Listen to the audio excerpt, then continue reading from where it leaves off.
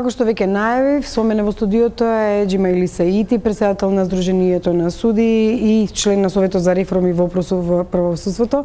Благодарам што дојдовте и морам да кажам дека се одваживте и сте еден од ретките кои доаѓаат на интервју, заради тоа што во ова студио биле поканувани и господинот Јовевски, јавниот обвинител, Колештериов само еднаш бил, Џолев, председателот на Кривичен суд ни еднаш, други председатели и обвинители исто така ни еднаш, и можеме слободно да кажеме дека ќе направиме една топ листа на луѓе кои воопшто не доаѓаат да зборуваат за реформите, а треба да ги спроведат, и затоа драго ми е што вие позитивно одговоривте на поканата. Да, благодарам и од ваша страна за поканата.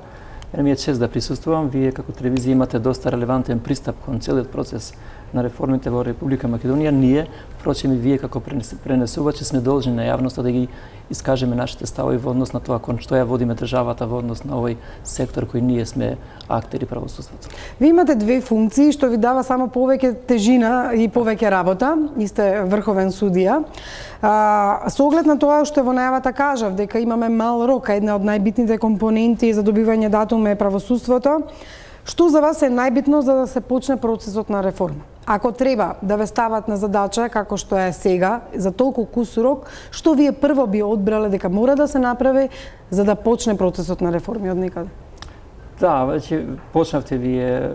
Можам да изведам две констатации. Едната дека ова не е дека не го знаевме. Че ние знаевме дека одиме кон процесот на приближување кон Европската Унија и беше јасно искажана пределбата на владата на назад една година. Сега се наоѓаме да си придаваме нов рок, забрзан рок, како да ги исполниме тие наши барања. Со самиот факт дека во извештајот се констатира дека треба да се извршат тие домашни задачи, добивме квалификација дека не си ги завршивме тие што ги поставивме пред година дена. Во овој контекст јас сум свесен дека пред владата стои многу тесен рок, но сметам дека не е невозможен. Меѓутоа треба активно да бидат вклучени сите чинители како и досега што беа вклучени во овој реформски процес, но сепак си дозволувам да се земам дел од политичкиот контекст дека во овој процес треба да биде вклучена активно и опозицијата, со оглед на бројките кои треба да се постигнат при донесувањето на законите. Значи не само креирањето на добри закони, туку нивно усвојување и нивно конечно прилагодување кон тоа што е цел на Република Македонија кон законодавството на Европската Унија. Јас сметам дека новата министерка за правда треба навистина да работи со забрзани чекори во овој процес заедно со нас како судии, но ќе покаже времето дали ќе можеме навистина да одговориме на овој предизвик кој е лимитиран и е ставен во многу тесна рамка, но во дел можеби по наша вина, затоа што определбата за членство во ЕУ не е само од пред една година.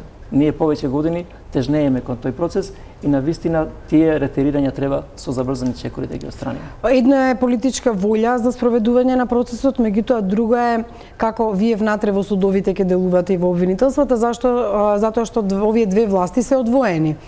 Колку и да се донесат законите, па еве има преговори на опозицијата и власта за законите со двотретинско мнозинство, законот за судовите, законот за судски совети и веќе се договараат, да речеме, политички. Меѓутоа, колку е битно, например, да се направи едно мапирање на судовите, односно судиите, да се испивта кој добивал мито, кој е корумпиран судија, кој судел под партиски влијанија, кој бил поврзан со претходната власт, а сега е љубимец или љубител на сегашната власт, па и ним им се додворува. Еднаш отворено да се проговори за сите овие проблеми кај вашите колеги, за да не биде дека генерализираме и во право се судиите кои велат дека не сме сите исти. Дали е ова процес кога вие внатре во судовите како здружение, па и во Советот на реформи, еднаш ќе ставите крај на сите овие работи што ги кажав? Значи, отворивте многу прашања и мене ми е драго што ги нотирате овие прашања. Покрај нормативните аспекти на реформата кои треба да ги изведеме и за кои Сдруженијето издаде соопштение и се произнесе дека не се во духот на стратегијата, особено закон за судови и судски совет. Значи има ретерирање, малку некои законски решенија се изгубија во тој преговарачки процес меѓу опозицијата и опозицијата, но кажавме дека има мало поместување, но исто така кажавме дека опозицијата треба решенијата да ги креираат во корист на судиите, за на крај тие да рефлектираат во корист на граѓаните. Решенијата не треба да ги осликуваат интересите на политичките партии, туку интересите на граѓаните преку действувањето на судиите, и тука ние не отстапуваме во однос на нашите барања. Во однос на втората проблематика која нашавте, ние како здружение минатата година во оваа време констатиравме на собрание дека ни се потребни реформи. Прв пат признавме дека да, ни се потребни реформи и побаравме да бидеме активно вклучени во тој реформски процес и бевме до некоја мера вклучени, за некого помалку, за некого повеќе така натаму, и прв пат признавме јавно дека имаме проблем со транспарентноста и проблем со довербата. И рековме дека ние треба да изградиме механизми преку кои ќе ја провериме нашата доверба, дали е перцепцијата на вистина реална или се работи за перцепција, некогаш ние милуваме да кажеме дека медиумите си ги зголемуваат работите. Но јас не се согласувам со тоа. Вие и самиот сте биле новинар и знаете како изгледа едната и другата страна. Медиумите нас не се пријатели преку кои ние ги пласираме нашите ставови. Не еднаш американски експерти тоа ни го сугерираа. И не случајно ние сме сега во процес на создавање на поголема соработка со медиумите преку креирање на судско медиумско тело за да можеме ние ги пласираме нашите ставови во однос на јавност. Да се вратам назад на прашањата кои вие ги поставивте. Значи, на годинашната прослава за Ден на правосудството, јас во делот моето излагање истакнав дека нас ни е потребна само евалуација. Значи, ние, како судии, треба да направиме само проверка. Вие во најавата рековте дека опозицијата тогаш промовираше реизбор. Еве, условно кажано, се спасивме, односно тој реизбор не е на дневен ред. Но нас не е потребна само евалуација преку нашите одлуки. Значи, ние сами треба да се провериме дали на вистина постапуваме правилно и согласно законот, но сите поединечно. Затоа што и вие имате ситуација каде што секој зборува за секого, но само за себе не зборува. И во таа ситуација резултатот е нула.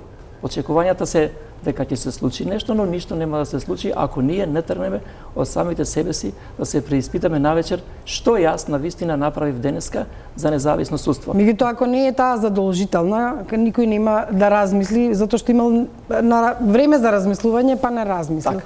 Вие не сте советот кој што може да разрешува и именува судии, вие сте здружение.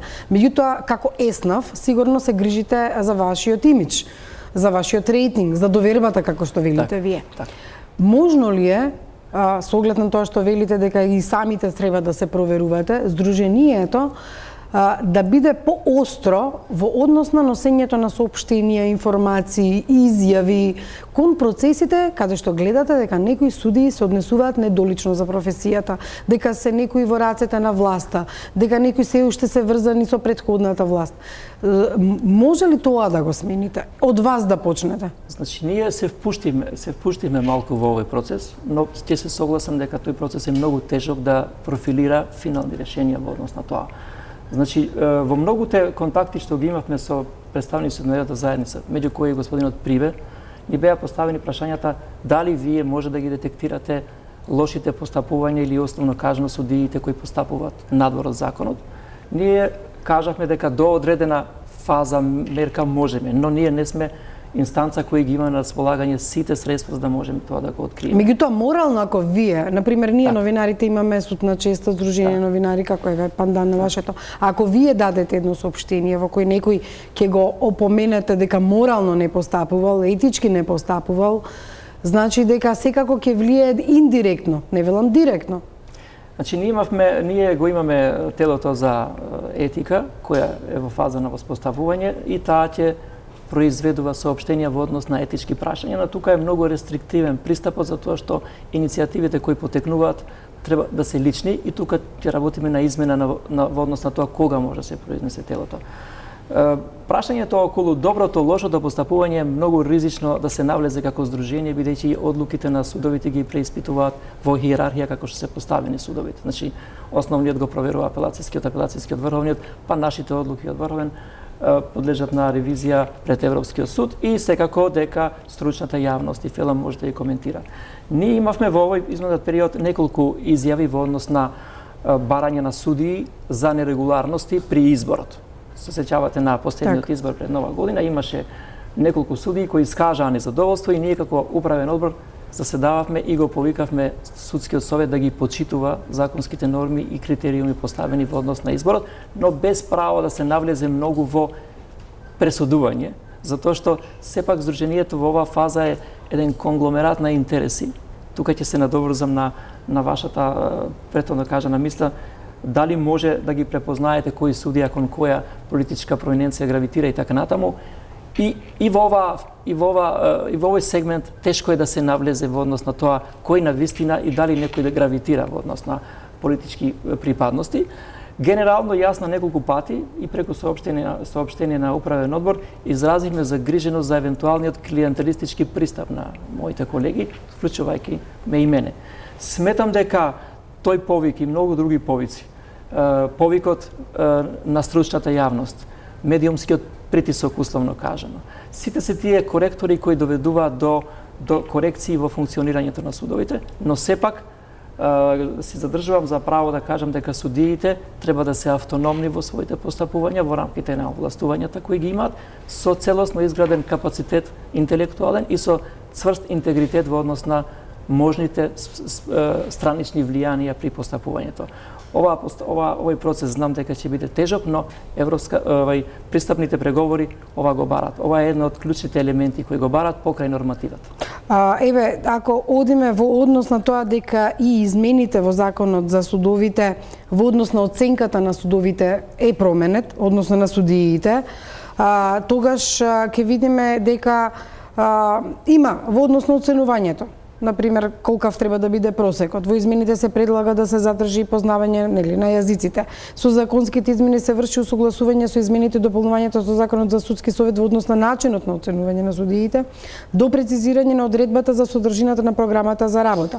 Се внесува забрана судија да ги користи својата функција и углед на судот за остварување на приватни интереси, се зајакнува правото на странката за поднесување на представка до председателот на судот поради недолично и непримерно однесување. Се врши до прецизирање на основот кој се однесува на влијание врз судија во однос на начин на водење на постапката. Вака ако ги читаме овие работи, значи ние може одличен 5 да бидеме.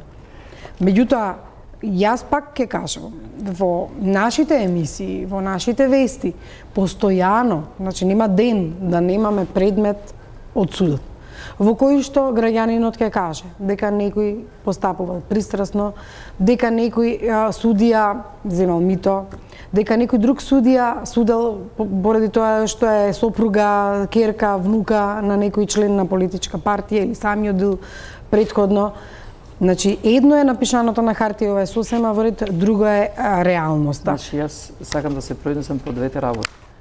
Сдруженијето на суди 2 години наназад креираше ставови во однос кон што треба да се водат реформите и драго ни е што доста наши забелешки се вградија во стратегијата. Дури и во стратегијата се нотира позицијата на Сдруженијето како активен чинител, почнувајќи од оценувањето, разрешувањето, евалуацијата на судиите, градењето на мерките на интегритет и така натаму. Значи, законските решенија не се незабележителни измени, но очекувањата на судиите беа дека тие ќе бидат подлабоки. Доколку ја гледате стратегијата, етапно се предвидува да се направат ваквите измени. Дали е сега прашањето во ред зошто се оди етапно или не, тоа е друго прашање, но се согласувам со вас дека имаме промена на принципот на оценување, доминираат квалитативните критериуми наспроти квантативните критериуми. Се зајакнува улогата на председателите на судовите во подигнувањето на постапки за одговорност, за нефункционирање на колегите. Се зајакнуваат други меанизми, се трга 8 просек за да се биде конкурентен, се тргнуваат лиценцирани одобренија за познавање на дозволи за познавање на англискиот јазик, се воведува некој полабав систем на конкурирање на колегите, но сепак останува прашањето тоа што вие го нагласите, како тоа практично се имплементира и кои се забелешките на јавност. Било каде и во било кој систем странките ќе реагираат. Значи, да, добро, секогаш некој ќе биде незадоволен од пресудата, едната или другата страна. Јас знам да кажам дека судовите не носат апсолутна правда, туку носат правичност, туку носат право, согласно критериумите и законите кои ги пропишуваат. Јас би бил среќен да тие забелешки да бидат помалку основани, ново добра анализа, дека не држат во однос на некои предмети. Но доколку стварно држат, треба поединечно секој од нас, судиите, да сноси одговорност во однос на тоа дали има прекршување во однос на постапувањето. Сепак, треба да се почитува принципот на судиското убедување, постапувањето согласно фактите, аргументите, затоа што не секогаш убедувањето на странката се совпаѓа со фактите изнесени во предметот на маса, но јас се согласувам дека во оваа постапка треба индивидуално да се утврди дали има пропусти на судиите и да се процесуират соодветно, со тоа што да се загарантира правото на слободно одлучување на судијата во предметот. Вие бевте незадоволен во однос на она што го предлагавте во измените на законите, дека не се она што го сакавте да се имплементираше. Каде најмногу сте оштетени? Во кој дел на вашите барања не се постапува сега во измените на законите? Значи, ние имавме оваа година во фаза на усвојување на законите една јавна дебата во клуб на пратеници организирана заедно со Министерството за правда, каде што ги истакнавме нашите забелешки. И имавме дводневна сесија изолациона на 6 и 7, одржана од ОПСЕ, каде што учествува повеќе од 40 на судии и уште еднаш ги реафирмира ставовите во однос на тоа што треба да се вгради во законот. И од тој процес ние произлеговме со забелешки конкретни кои ги доставивме до владата и до телото за имплементација на реформи, но во тек е и изготвување на документ за јавни политики, кој е поопширен документ и кој ќе биде презентиран во јавноста, мислам дека во септември. Најголемите забелешки на судиите се однесуваат на постапката за одговорност, значи дефинирање јасно, објективизирање на критериумите, до прецизирање на постапката за одговорност. Забелешките се во постапката за евалуација. Многу колеги сметат дека би било добро уште повеќе да се допрецизира за да нема интервенции во однос на одлучувањето и особено постапките во однос, ако не се повторам, дисциплинската одговорност, која на мала врата ни се врати како бумеранг. Првичните верзии на текстот беа малку полиберални, со воведувањето на ние ништо немаме против почитувањето на одлуките на Европскиот суд. И претходно стоеше во законот дека ние треба да ги имплементираме одлуките на Европскиот суд. Сега имаме една модификација на одредба која што вели дека доколку не ги почитува ставовите во пресудите на Европскиот суд.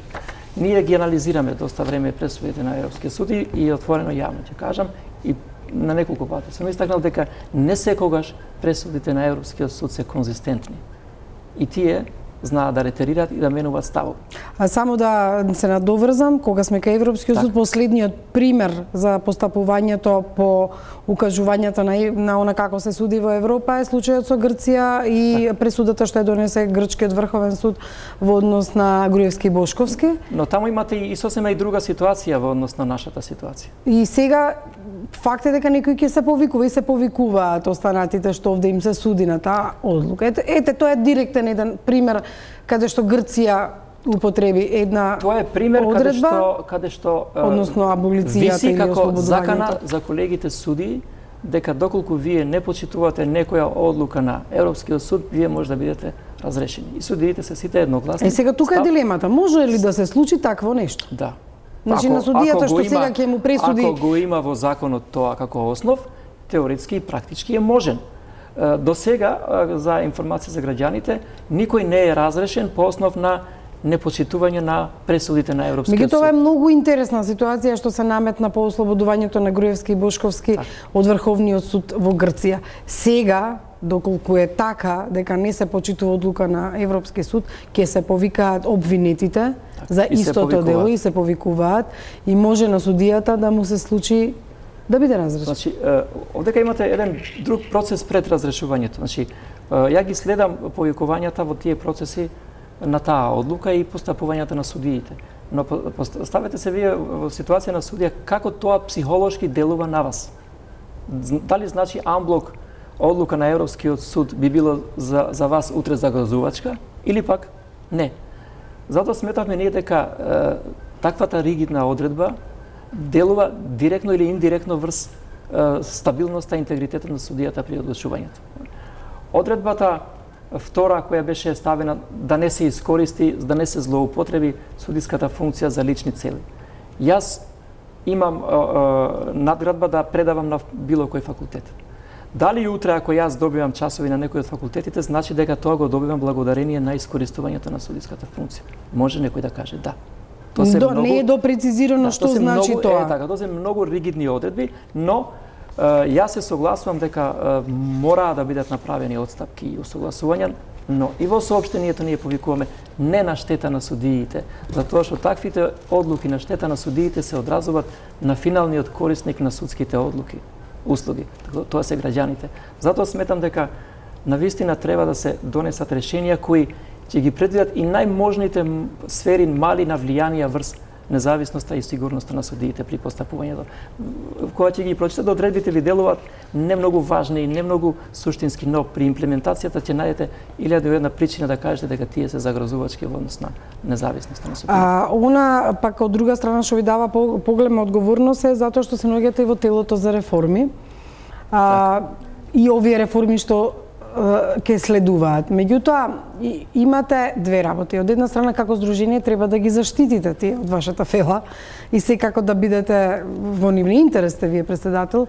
Од друга страна, ако тие не се однесуваат согласно барањата на Европската комисија, на Унијата, забелешките што еве ги имаме тука и сите ги знаеме, а една од тие е демонстрација на независност на судскиот систем и почитување и промовирање на истото на сите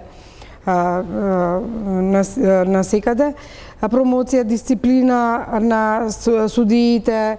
Значи, сето ова ве прави да мора да донесувате одлуки кои ќе бидат на штета на судиите. И сега немате ли некој судир на интерес тука? Не, значи ние свесни сме за позицијата која наоѓаме. Нашата улога не е типична синдикална, но ние делуваме во одредени сфери и како синдикал. Меѓутоа, ние на неколку пати повикавме, имаше неколку судски постапки кои се водеа против судии и ние кажавме дека ние не се мешаме во овластувањето на надлежните органи доколку има прекршување од кривично правен аспект, па дури и од друг аспект доколку води постапка судскиот совет. Но ние се ставаме во заштита на колегите доколку тие постапки се користат за на штета на судиите. Ако се сетите на постапката против Јустиција, познатиот предмет Јустиција, тогаш јас не бев председател на Здружение, беше судијата Николовски, а јас беше на управен одбор, излеговме за соопштение и рековме дека ние сметаме дека овој настан има процесен, односно организацијски карактер. Значи не можете вие да му дадете на човек предмети колку што не може да издржи. Да ги сработи. И нема кривично правен карактер, но повторно се оградивме и рековме доколку има елементи на кривично дело, ние не се мешаме во органите да ја спроведат нивната постапка и за среќа се покажа дека ние сме биле во право. Имаме други постапки кои се водат против судиите. Имаме и постапки кои водат Совет за факти, водеше Советот за факти, поранешен судски совет.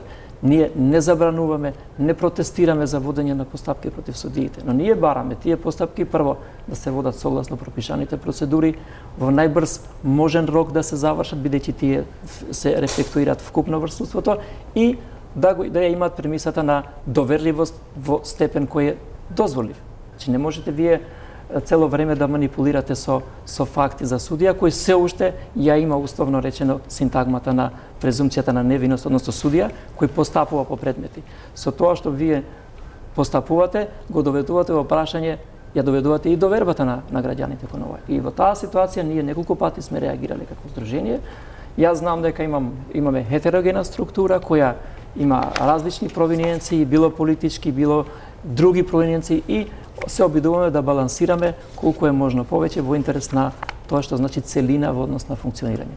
Ако пак прашаме колку мина и кои се корумпирани, дали примиле мито, е прашање кое што можеби треба да му го поставиме на јавното обвинителство, затоа што обвинителите се занимаваат со таа работа, но да потсетам дека министерката за правда во последното интервју за СДКМК изјави дека обвинителството е заспано. Не си ја буквално тој збор го употреби, па ако веќе зборуваме и за дали се водат воопшто истраги од таков вид, ние не можеме да кажеме дека такво нешто се случува. Колку сметате дека обвинителството навистина треба да си ја врши својата работа и во редовите, и во сопствените редови, и во редовите на судиите, ако имаат сериозни назнаки за такво нешто? Добро, јас ја прочитав изјавата на министерката и не знам во кој контекст било под наводници за спаноста на обвинителството. Токму за прашањата што се однесуваат на истраги. Јас се согласувам, значи дека сите ние треба да ја вршиме нашата функција. И јавното обвинителство и ние. Доколку се процесуираат предмети против колеги или против било кој од нас, тие треба да се завршат согласно законите. Но теоријата за обемот, за бројките на корумпирани, за степенот, видот, начинот, за сега не се идентификувани од страна на Сдруженијето и ние таа способност ја немаме. Може би е лошо што не се идентификувани, не велам од страна на Сдруженијето, од некои други органи кои што треба да се занимаваат со тоа. Тука е улогата и на граѓаните. Да, затоа што не може да се влезе во процес на пристапување кон Унијата ако ова не се направи. Ние имаме повеќе обврски и преговорите, пристапните преговори. Греко е присутно повеќе години наназад, обврските према Греко во однос на корупцијата и во однос на судирот на интереси и така натаму. Постојано се осогласуваме, еве и формирањето на телото за етика, ево таа насока да се изградат механизми, донесен е кодексот за судиска етика, има прашања кои се однесуваат и на поклони и така натаму во однос на судиите, но сепак овие процесни активности во однос на постојање на кривични дела остануваат во областа на јавното обвинителство. Јас ќе бидам конкретна. Значи, бидејќи работиме емисија од истражувачко новинарство, таму имавме конкретни примери. Например, во последниот случај, пред 2 недели, човек во нашата емисија изјави дека од висок функционер во Врховниот суд му се побарани половина милион евра за да биде пресудено во негова корист, односно да не трае судскиот процес толку колку што трае, а трае повеќе од 10 години. А иста такви примери и кажувања од граѓани сме имале и за другите степени на судови, меѓутоа колку се зголемува нивото на судот, како оди од основен апелација врховен, најголеми се цените од до во Врховниот суд. Ако имате сознанија, како судија, како председател на Сдруженијето, како човек кој треба да спроведе реформи, дека ваш колега, па и ваш предпоставен, земал мито, која е вашата моќ и сила да се изборите со тоа? Колку вие како поединец во Врховниот суд можете да кажете да, тоа се случува? И дали се случува? Дали се воопшто запознаени со такво нешто? Значи секој граѓанин треба да пријави кривично дело, а уште повеќе судија кој е професионалец и кој се наоѓа на тоа место. Многу е тешко некој да има сознанија за таков настан, условно кажано во своји редови. Јас мислам дека тој прилог го слушнав, го видов од тоа што се емитуваше на вашата телевизија, но некогаш е многу лошо што граѓаните не идентификуваат со име и презиме. Веројатно се плашат од постапка против нив за клевета и навреда, а знаете како се случуваат тие работи? Веројатно тие работи не се зборуваат на телефон. Прашање колку лично се соопштува сумата, обично се пишуваат на ливче и се дава колку е сумата за да се реши процесот. Не знам, немам такво искуство, но зборот ми е... Не се транспарентни за да можете да ги... Или треба да ги снимите нелегално. Добро е да ги кажат со име и презиме таквите настани, за да бидат процесуирани и реализирани. Значи, вие имате многу ситуации каде што, не само тој случај, каде што сме гледале по телевизија, граѓаните кога го губат спорот или на некој друг начин, првиот сомнеж е коруптивни дејанија, можни. Потоа доаѓаат другите начини. Затоа ведам дека јас не можем да кажам дали тоа се случило, дали е можно, тоа е во доменот на докажувањето меѓу страните кои го заговарат. Каква е вашата релација со вашиот предпоставен, председателот на Врховниот суд, со оглед на тоа што и вие сте дел од 5 судии кои што треба по трет пат да излезат пред судскиот совет и да ја објасна ситуацијата со она што беше во тоа време одредувањето и неодредувањето на притворот за Сеат Кочан и целата таа работа околу неговото незавршување на крај во притвор. Јас неофицијално знам дека сте гласале против. Меѓутоа, вие знам дека не смеете да кажете такво нешто и не ми од вас, вие тоа не сте го кажале, јас можеби и не ми е точна информацијата, меѓутоа дали поради тоа, барите затоа што тогаш гласавте така имавте проблем или дали воопшто имате проблем со него? Не, воопшто, значи немаме судот функционира во рамките на своите надлежности. Председателот е тој кој ја организира работата си и го создава распоредот за работа и другите овластувања кои произлегуваат согласно законот. Судиме редовно, вчера имавме редовно судење, а во однос на постапките тие се процесуирани против сите 5 судии и од тие причини јас пред малку реков на доверливост на водењето на постапката во однос на доверливост и завршување во разумен рок. Да не се остава простор така влечените постапки да креират уште поголема сенка недоверба во судството. Јас очекувам дека судски совет ќе заземе правилен став, ќе го видиме нивниот став кој ќе биде во однос на овој конкретен процес и се надевам дека ќе заврши со одлука која ќе биде во корист на сите судови. Вангеловски не е дел од Советот на реформи, не е ниту Караджовски. Јас ќе видим и неговата изјава каде што се жали дека не е дел од тој процес. Што мислите? Зошто? Затоа што беа, па сега не се, имаше реакции во јавноста. Како е можно спроведување на реформи со луѓе од минатите системи и слично. Од една страна, може така да се гледа на работите, да, тие биле во време кога била претходната власт, а пак од друга страна може и да се каже дека па не мора и оваа власт да ги елиминира сите од претходната власт, па да креира свои луѓе кои што ќе ги постави во органите. Значи мечот има двеоштрици. Значи судиите не треба да се врзуваат со властите и во никој случај. Прашањето на составот на телото за реформи беше доста актуализирано, имавме нели два обида, едно тело во рамките на правда која не профункционира, па потоа Советот за имплементација при владата управуван од премиерот. Тука имаше дискусии во јавноста, главниот збор го имаше премиерот во однос на тоа како треба да изгледа таа структура. Јас сум таму представник, односно по функција председател на Сдружение на суди. Веројатно проценката на премиерот заедно со тимот кој се грижи за правните прашања во владата бил да телото има ваков изглед. Има представник друг од Врховниот суд во тоа тело, судски совет воопшто нема представник. Секој носител на јавна функција при донесување на своите одлуки и јас носи одговорноста во однос на тоа зошто една одлука е така донесена. Еве да видиме што председателот на судскиот совет Зоран Караджовски денеска изјави дека жали што ниту еден член на советот не е дел од реформските тела во државата кои ја третираат судската област. Па да ја видиме неговата изјава. Значи жалам што ниту еден член од судскиот совет, ниту судскиот совет е запознаен со начинот на работење на евентуалните работни групи за натамошни измени, како што се најавени во Законот за судови, Законот за судски совет и Законот конечно и за Академија на суди, јавни обвинители и други закони кои што го тенгираат судството.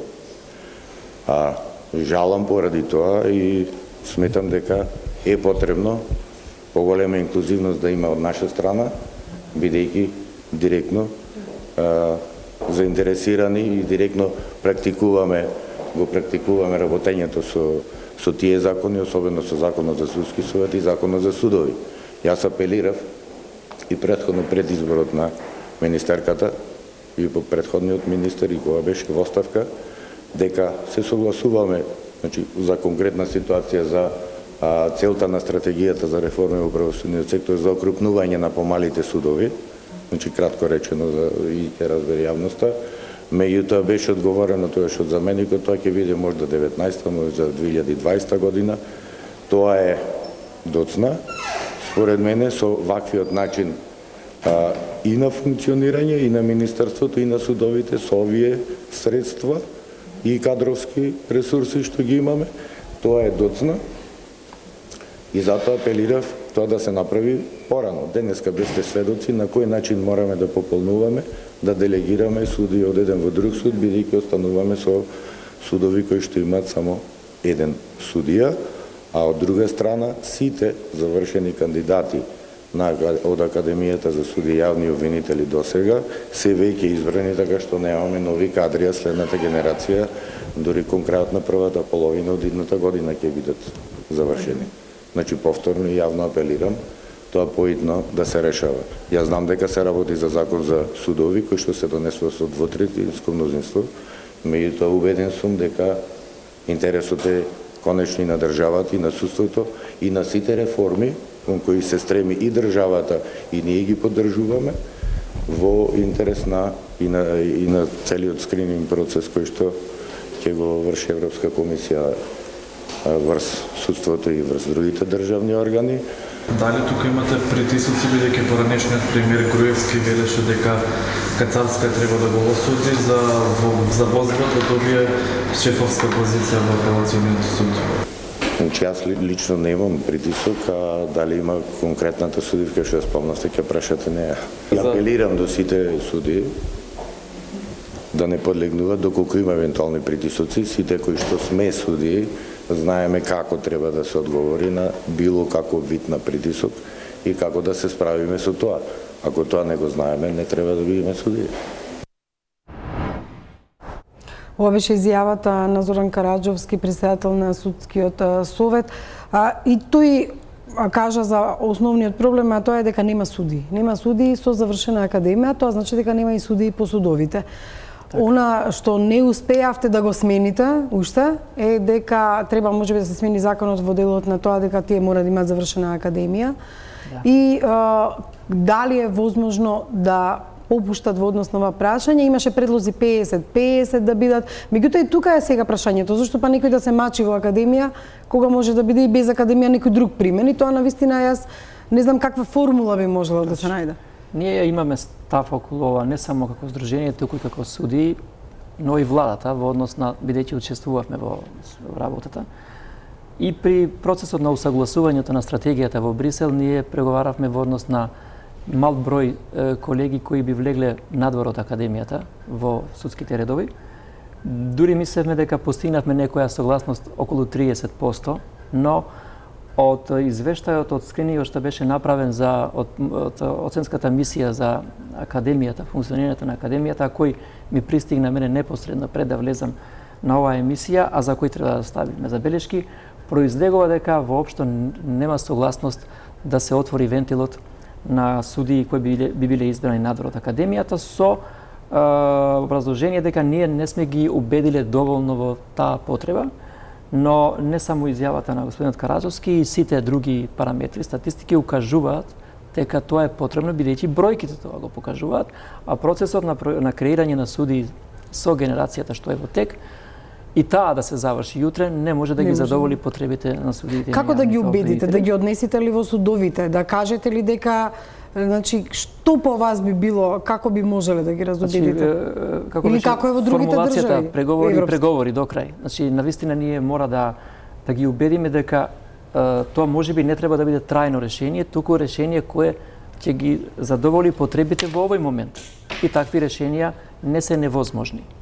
Затоа што вие имате колеги кои работат и во Врховен и во другите судови, кои се на наш ранг или можеби некојаш и подобри.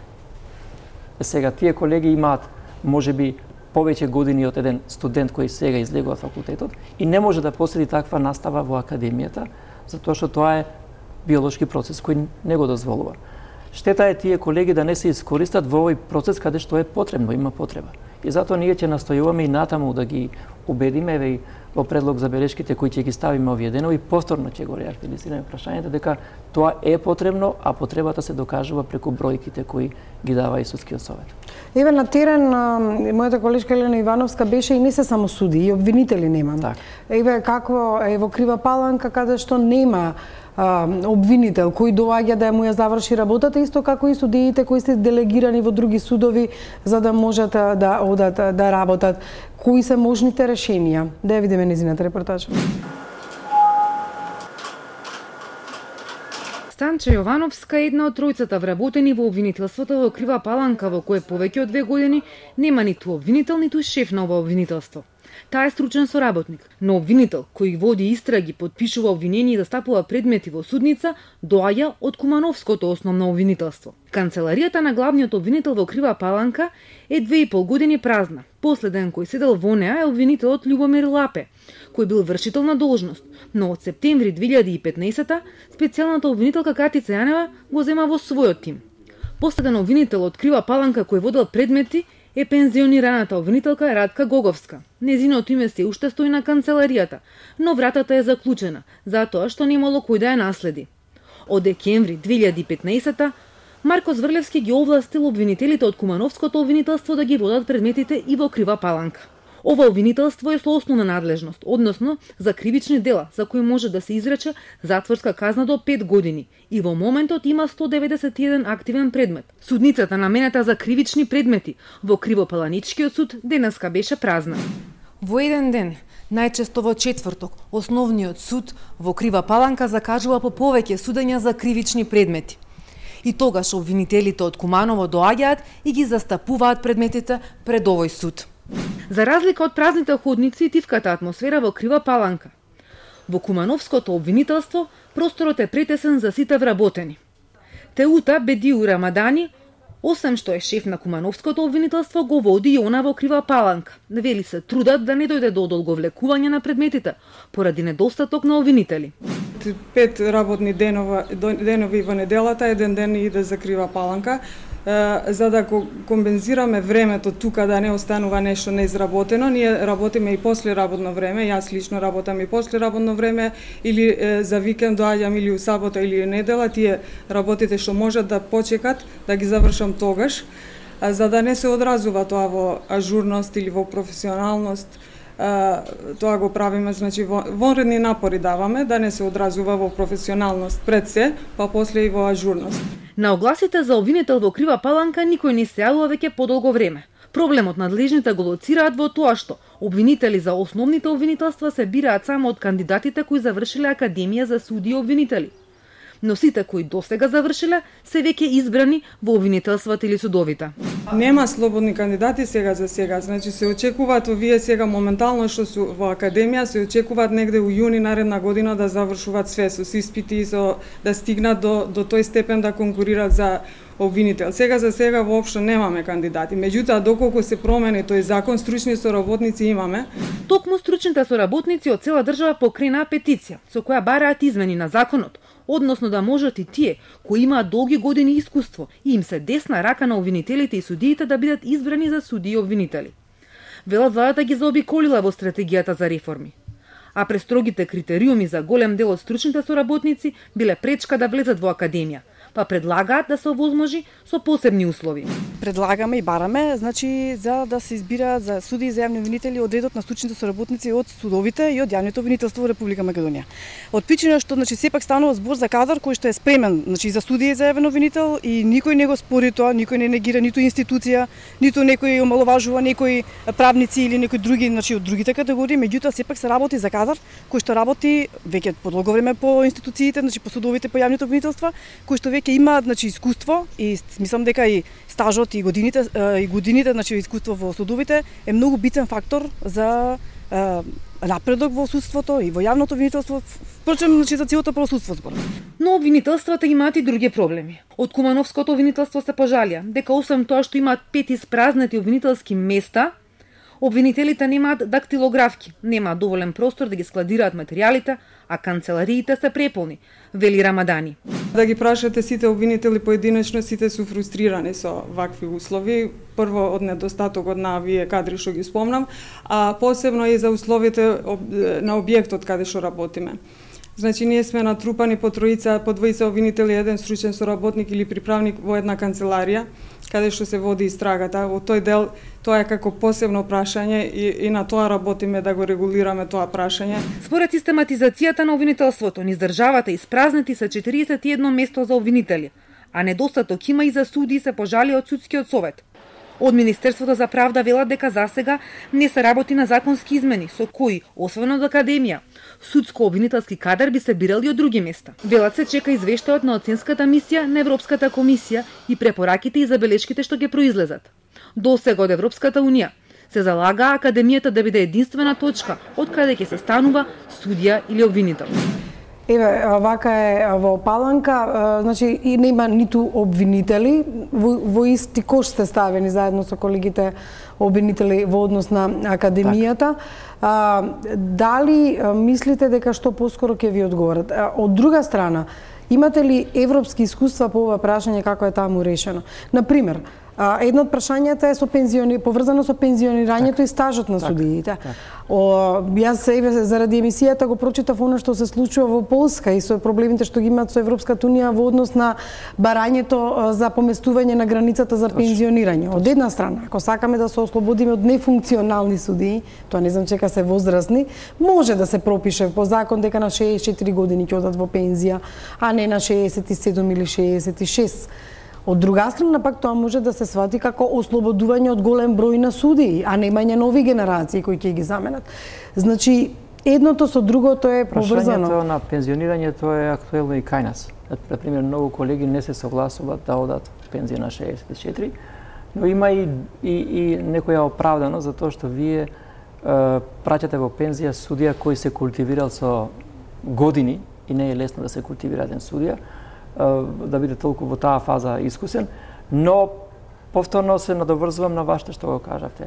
Доколку тој процес не се движи, немаме регенерација на ткивото, немаме суди, свесни сме на процесот кој ни следи. Не велам дека ние повозрастните, а јас можеби сум во средната генерација, некај повозрастните треба да си одиме од судството. Но свесни сме дека нашата работа ќе биде уште подинамична и подинамична. Процесот на приближувањето кон Европската унија ќе бара уште суди уште со повеќе знаење, суди кои ќе знаат да имплементираат праксата на Европскиот суд, кои ќе имаат комуникација и така натаму. Но повторно велам дека во моментот ние ова треба да го решиме на овој начин. Значи треба не во принципот на гасење на пожар, туку можеби и така треба да се свати, за да може да профункционира судот, да профункционира обвинителството.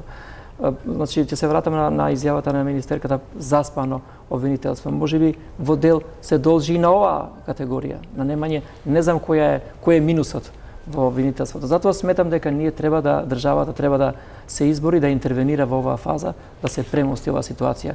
Немам ништо против академијата, но академијата е школо, е нешто што трае и процес кој трае со години, да кажам. Пауза за реклами и ќе одиме со вториот дел од ова интервју со господинот Џима Елисеити. Повторно сме во студиото. Господине Сеити, постојано ние новинарите го критикуваме. Морам да кажам дека повеќе ја критикуваме работата на Судскиот совет, независно дали е Караџовски, неговиот претходник и слично. Околу поставеноста, изборот на судиите кои се тамо, носење на нивните одлуки, своевремено и за нетранспарентност, морам да кажам дека тука се подобри состојбата, сега ги чекаме пред врата за изјави, па немат каде да бегаат. Меѓутоа и со измените на законот, мислите ли дека може да се реформира Судскиот совет и како? Добро, доколку го прочитате извештајот на господинот Прибе и многу други извештаи кои произлегува меѓународни, се детектира слабост, најголемата слабост во Судскиот совет. И Издруженијето на судии се приклучи во дел на тие забелешки дека на вистина Судскиот совет има проблем со функционирањето во одредени делови. Ние од тие причини пристапивме кон градење на мерки кои би биле вградени во едните законски решенија.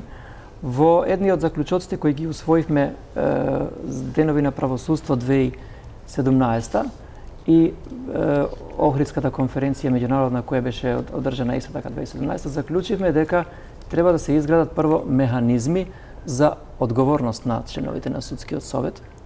Тоа го нема. Тие нема на кој му одговараат, само пред нив одговараат. Само тие во државата, мислам, и можеби некоја ретка категорија, немаат пред кого се отчитуваат реално. Добро, они имаат извештај пред собранието, но немаат процедура за нивна неодговорност за невршење на функцијата. Не зборувам за кривичните постапки. Секој граѓанин подлегнува на кривична постапка во однос на тоа. И ние рековме дека тука треба да се изгради механизам. Втората констатација беше дека они се премногу отуѓени од базата. Да, кој ги бира, кој ќе ги бира? Така, дури 9 ги бираме ние, а тие се отуѓуваат во рамките на тој мандат и не комуницираат со базата. А од една страна имаше приметби дека тие всушност и не се вистинските ваши фаворити, дека е наместен изборот, дека се политизирани, дека се става за да завршат нечии работи, а од друга страна сте во право, пак и сосема се оддалечува затоа што немаат никакви контакти. Имавме ние тие дебата. не ја вршат функцијата судија додека се таму. Така. И сметаме дека тоа отуѓување они излегуваат надвор од реалните потреби на судиите. Од тие причини ние освоивме заклучок дека треба да се пристапи кон друг модел на организација и направивме студиска поседа во Хрватска, каде што го простудиравме нивниот систем на полупрофесионален судски совет, каде што судиите пола работно време судат, остатокот го поминуваат во решавање на прашања кои се поставуваат пред судскиот совет, но за сметка на тоа треба да се зајакне стручната служба нивна која ќе работи во делот на работите кои им следуваат тековно. И ова наше барање фактички влезе и во стратегијата за реформи и се прифати од страна на владата во однос на тоа дека треба да се рекомпонира состав, односно не составот, туку изгледот на судскиот совет.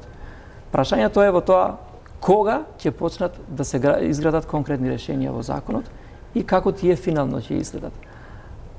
По акциониот план мислам дека беа предвидени активности во оваа време, баш во оваа фаза на годината, но Од разговорот што јас го имав од средбата со министерката минатата недела, заклучив дека ќе се инсистира да се оди на посуштински промени во една етапа на менување на закони. Да, кажа дека сепак бројот на членови на судскиот совет е уставно дефиниран, дека работи Министерството на измени на законот за судски совет. Меѓутоа, треба да се запази можноста за слободни фер надпревар. Она што е исто така уставно дефиниран и една пречка, затоа што законов со двотретинско треба да се носи, за да биде и оваа ставка изменета на некој начин. Не, овој закон, уставот со двотретинско, овој закон оди со просто мнозинство. Но има една друга една проблематика за дебата во однос на уставот. Таму се наведува дека судиската функција е неспојива со друга функција.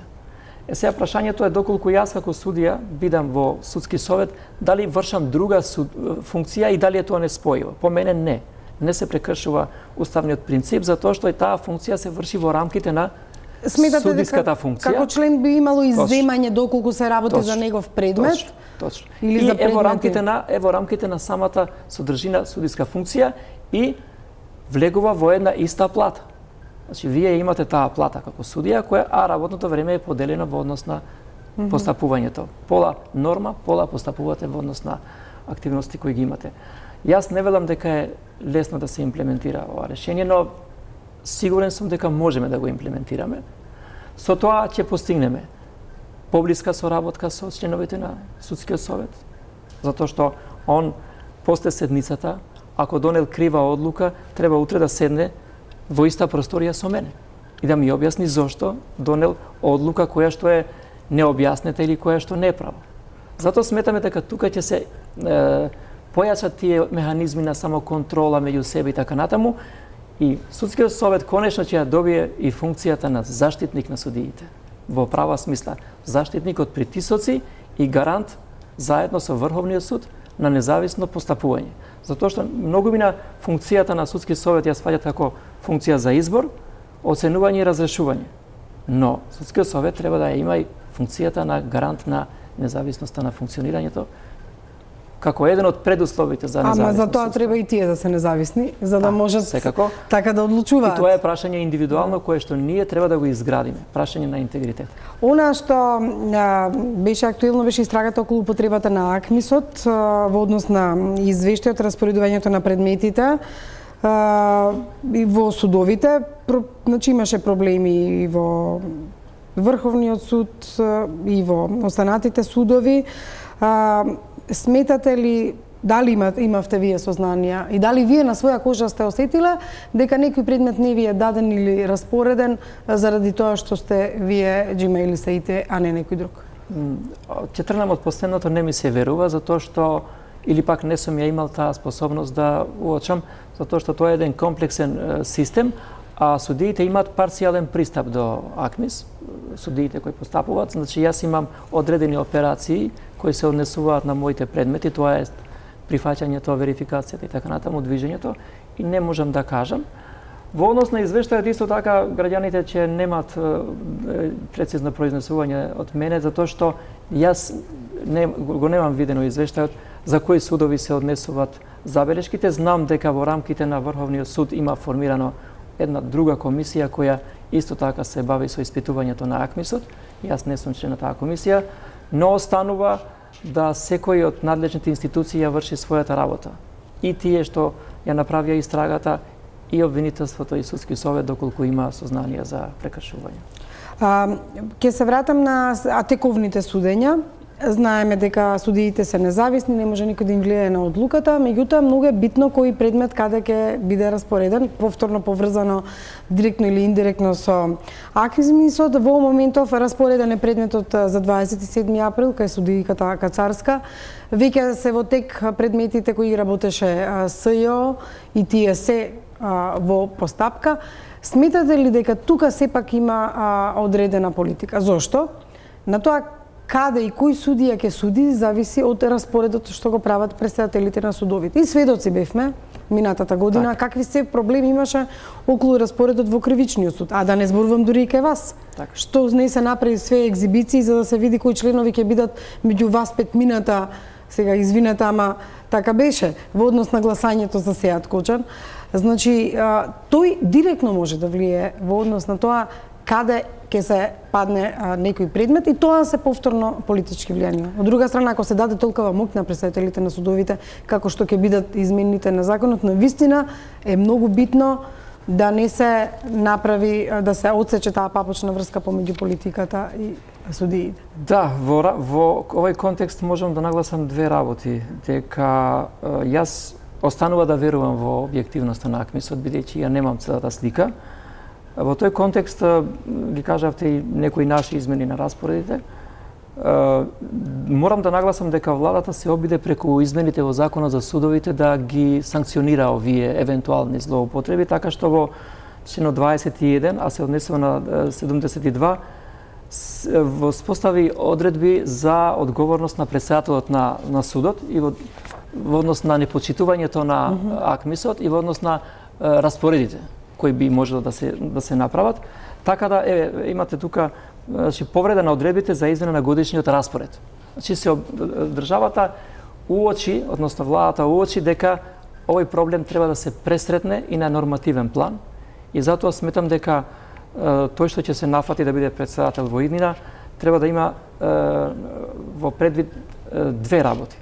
Дека тој има зајакната позиција во однос на покренувањето на постапки против колеги, но има и одговорност за непокренување на постапка против колега, за покренување против него. Че може да се покрене постапка против председател доколку он не ја спроведе својата функција во тој поглед и особено во однос на АКМИСот и непочитувањето, недавањето увид во целиот систем на работење на председател на суд, за кој што имавме некои сознание дека постојат такви пречки.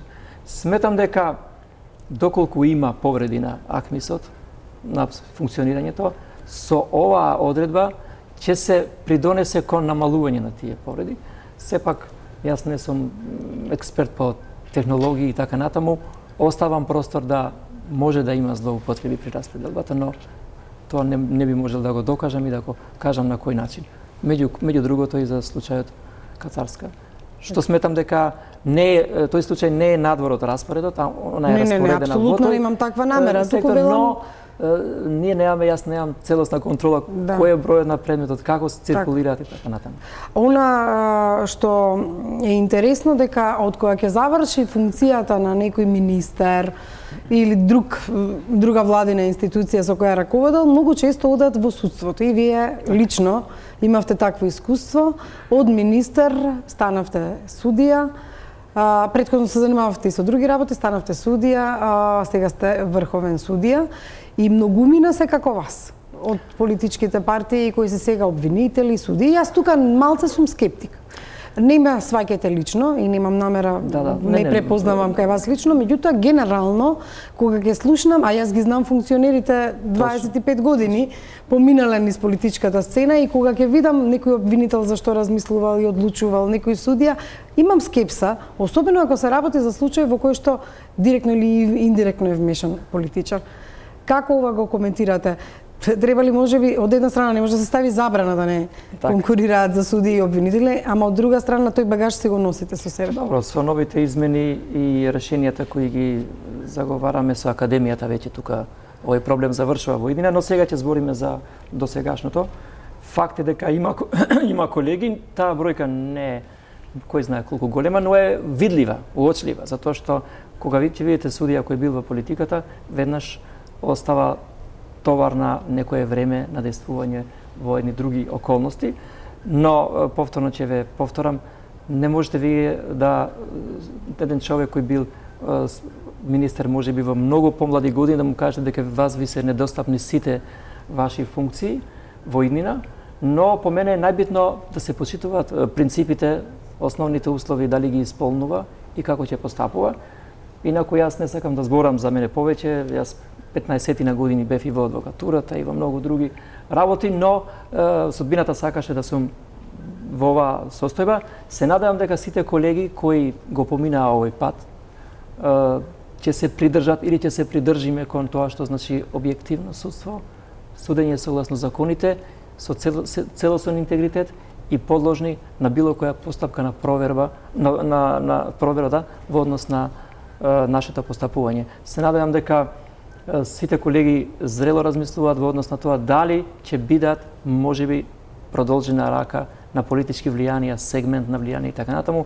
По мене тоа е најлошото што може да му се случи на еден судија во одредени констелации. Во телото за реформи во судството сте вие, има и адвокати, делови на адвокатската комора, врховни суди, други суди, обвинители и слично. Меѓутоа, тука се постави една дилема дека со него раководи премиерот, а власта е одделена. И сега ние треба да веруваме дека ќе спроведете реформи кои што нема да бидат поврзани со извршната власт, дека ќе останете независни, дека тој нема да ви сугерира никакви решенија и дека утре задутре ако ви се налути за некое решение нема да имате.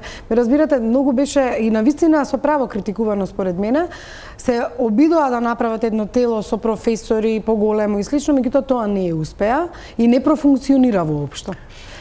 Верувате ли дека ова тело вака поставено може да ги спроведе реформите? Јас мислам дека поинаку и не може да биде поставено. Ако не е премиер, би морало да биде министерот на чело на тоа тело, затоа што тоа тело, за да има извршна сила, треба пренесувач, некој да може да ги имплементира решенијата. Вие може да имате совршен тим на професори кои ќе носат заклучоци и кои ќе се достават до влада и влада ќе ги остави на страна. Но сакам да ви кажам еден момент на вас и на гледачите.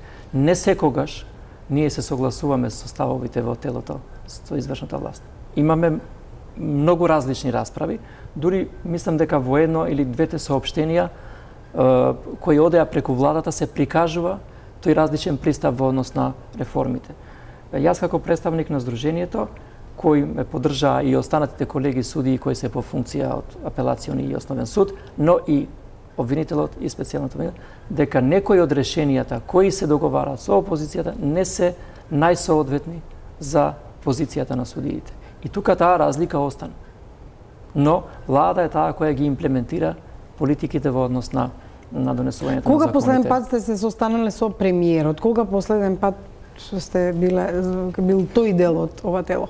Да, мислам дека последната средба беше некаде до 10 март или тоа време. Мислите дека од март до сега немавме да, меѓутоа нели е многу големо време. Ако сте некое тело за реформи кој што итно треба да спроведе реформи, овие и тоа беше забелешката и на професорите, дека не се среќаваат, дека ова тело треба почесто да работи. Ние до тогаш или ако сум грешка оставам да сум грешка дека се извинам, 10 април може да е, бидејќи тоа средбата беше по прослава на денови на правосудство, а денот на правосудство се прослави на 4 април.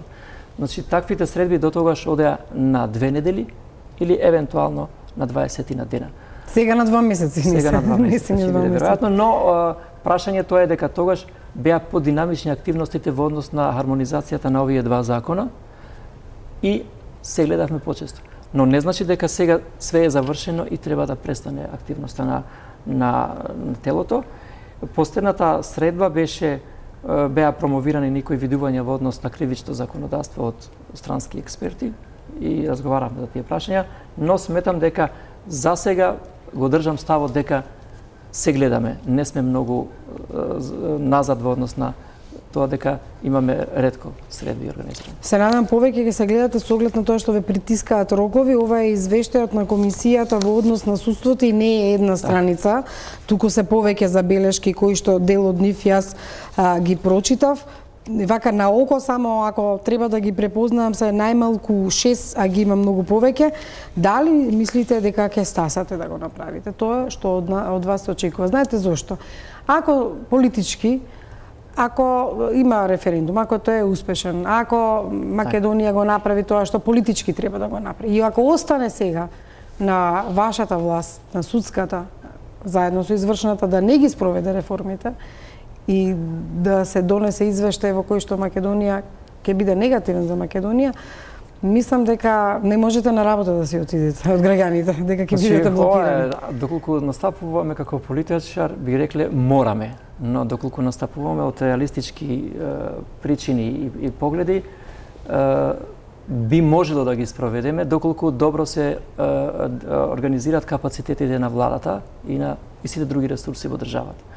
Јас се плашам да не се фокусираат сите на референдумот и други прашања, но тука треба добра организација, затоа што нема потреба сите да се фокусираат на референдумот. Се знае кој го организира. Веројатно треба тимови. Тимови, Државната изборна комисија, го организира формално и веројатно ќе има некоја кампања. Да, тимови за реформите. Дали ви имате навестување дека е формиран некаков тим, дали веќе ви е закажан состанок, дали знаете со кој ќе разговарате? Јас со последните информации имам информации дека владата е во процес на креирање на тимот кој ќе учествува во процесот на скрининг.